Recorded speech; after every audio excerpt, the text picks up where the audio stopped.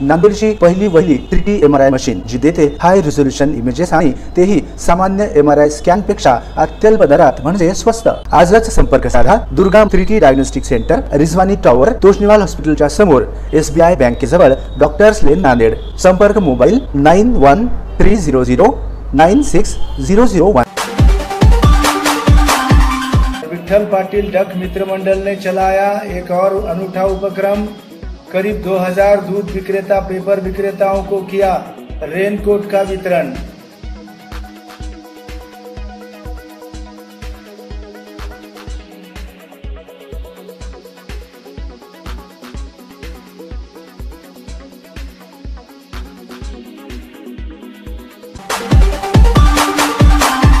Vithal Patil duck मित्र मंडल ने दूध और पेपर विक्रेताओं को रेनकोट का वितरण कर अपना सामाजिक दायित्व निभाया है। मंगलवार 18 जून को शहर के विजयनगर हनुमान मंदिर मंगल कार्यालय में रेनकोट वितरण कार्यक्रम का आयोजन किया गया था। मान्यवरों के हाथों करीब 2000 दूध विक्रेता और पेपर हॉकर्स को रेनकोट का वितरण किया गया। इस समय संपादक गोवर्धन बियानी, वरिष्ठ पत्रकार प्रहलाद उमाटे, विजय निलंगेकर, संभाजी सोनकामले, बालाजी पवार, विठल पाटिल डक, संगीता पाटिल डक, संदीप सोनकामले, सखाराम तुपेकर आदि सहित अन्य मान्यवर उपस्थित थे। किसी भी मौसम में नियमित रूप से शहर को रोजाना दूध वितरित करने वाले और अखबारों को घर घर में पहुंचाने वालों के कार्य की सराहना करनी होगी। इन दिनों बरसात का मौसम है। दूध और पेपर हॉकर्स को बारिश से बचने के लिए उन्हें रेनकोट की आवश्यकता है। इसके लिए विठल पाटिल डक मित्र मंडल की ओर से ये महत्वपूर्ण उपक्रम चलाया गया है। इसके पहले भी मित्र मंडल ने मेधावी छात्रों को सम्मानित किया, उनका सत्कार किया। रक्तदान शिविर भी आयोजित किया गया था। ये सभी उपक्रम चलाए हैं, ऐसी जानकारी आयोजकों की ओर से दी गई है।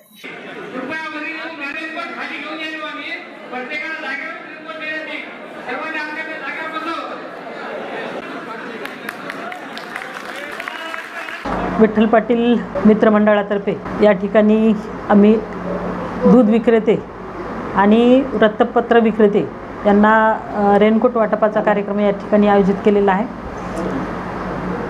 विठ्ठल पाटील मित्र मंडळातर्फे नेहमीच समाजोपयोगी कार्यक्रम आम्ही राबवत असतो। त्यामध्ये रक्तदान शिबिर असेल किंवा मग गुणवंत विद्यार्थ्यांचा सत्कार, 10वी आणि 12वी परीक्षेमध्ये जे विद्यार्थी चांगल्या मार्काने उत्तीर्ण झालेले होते त्यांच्या पाठीवर एक कौतुकाची थाप मारावी म्हणून विठ्ठल पाटील मित्रमंडळातर्फे गुणवंत विद्यार्थ्यांचा सत्कार हाही कार्यक्रम आम्ही आयोजित केलेला होता। आता पावसाळ्याचे दिवस चालू आहेत आणि समाजातला जो शेतकरी राजा आहे, आज शेतकऱ्यांची परिस्थिती खूप हालाकीची आहे आणि शेतीला एक पूरक व्यवसाय म्हणून शेतकरी बंधूंनी म्हणजे प्रत्येकानेच दुधाचा व्यवसाय सुरू केलेला आहे। मग हे दूधवाले शहरामध्ये असतील किंवा ग्रामीण भागामध्ये असतील, दूध वाटप करण्याचं काम करतात। पावसाळ्याचे दिवस असल्यामुळे पावसाची किंवा उन्हाळ्याचं असेल ह्या कुठल्याही ऋतूची तमा न बाळगता ते प्रत्येकाच्या घरामध्ये दूध पोहोचण्याचं काम करत असतात आणि ह्याच आमच्या शेतकरी बांधवांचा, ह्या दूध विक्रेत्यांचा ह्या पावसापासून संरक्षण व्हावं किंवा त्यांच्या आरोग्याची काळजी म्हणून आम्ही या ठिकाणी रेनकोट वाटपाचा कार्यक्रम आयोजित केलेला होता।